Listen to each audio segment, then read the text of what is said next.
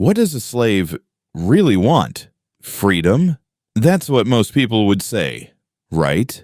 But think about it for a second. If you take someone who has been controlled their entire life, told what to do, how to think, when to act, and suddenly you give them complete freedom, what happens next? Do they become wise? Do they suddenly build something meaningful? Or do they feel lost? Because here's something uncomfortable. Maybe a slave doesn't actually want freedom. Maybe he just wants someone else to be below him. Let me explain. When a person lives under pressure for too long, their mind doesn't learn freedom. It learns control. So when the control disappears, they don't feel powerful. They feel empty, confused, directionless. And instead of creating something new, they repeat the only pattern they understand: control. Now look around you. Look at corporate life.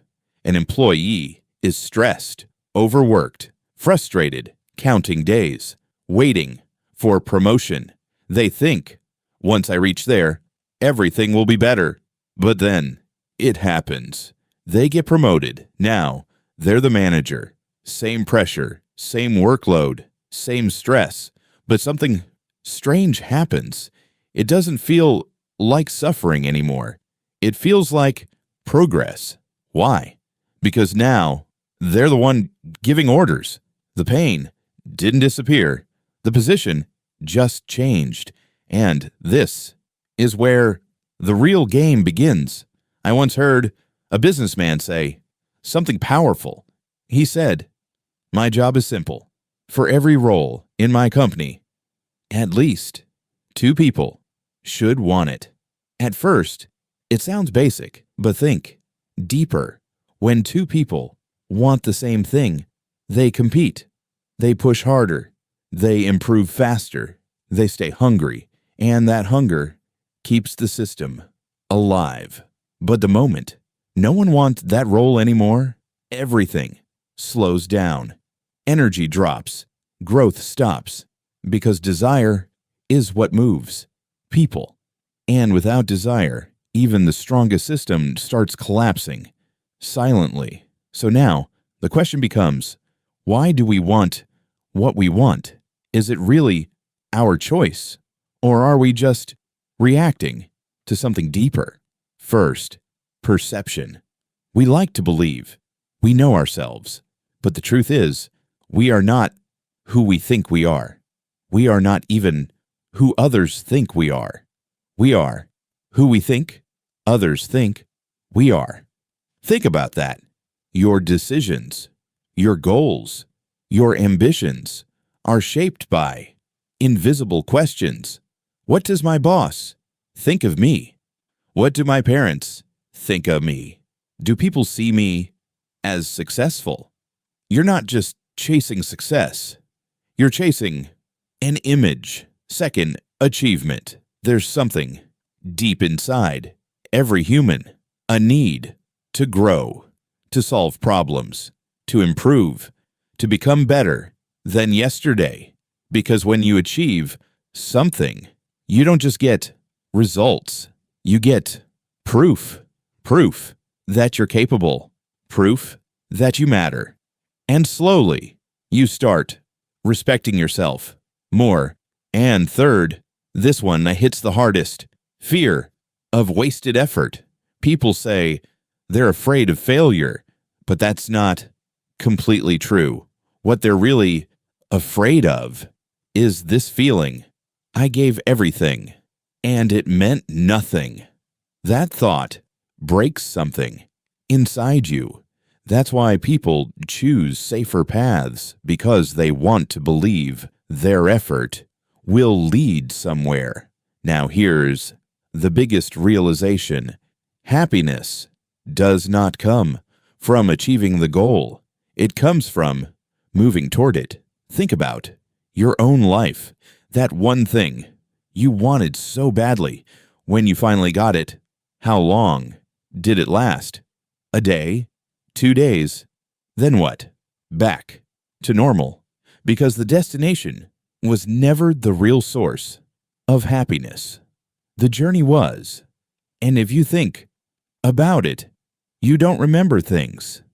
You remember moments, not the phone you bought, but the call that changed your life, not the car you drove, but the journey you took with someone.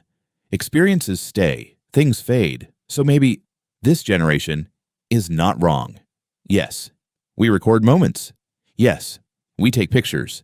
But maybe we're just trying to hold on to something real. So where does all of this leave you? You chase goals. You work hard. You try to grow.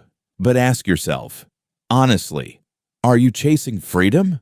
Or are you just chasing a different kind of control? Because in the end, your life won't be defined by what you achieved. It will be defined by what you experienced. And now, one last question. If you finally get everything you're chasing, will you actually feel free? Or will you just become the next person in control? And if that question made you uncomfortable, good, because most people spend their entire lives chasing something they never truly understand. They wake up, they work, they chase, they achieve, and still something feels missing, not because they failed, but because they never stopped to ask the right question. What do I actually want? Freedom or control? And maybe, for the first time, you should sit with that question without rushing to answer it, because the answer will quietly shape the rest of your life. And if this made you pause, if even for a moment you started seeing things a little differently, then don't keep it to yourself. There's someone else right now, stuck in the same loop, thinking the same thoughts, but never questioning them. Send this to them. And if you want more ideas that don't just motivate you, but actually make you think, then consider subscribing.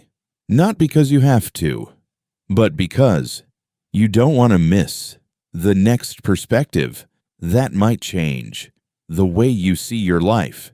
Because the next story might not just change what you do, it might change how you see everything. So before you scroll, decide, are you here just to watch or to actually change something? And tell me, what are you really chasing? Freedom or just a better position in the same system?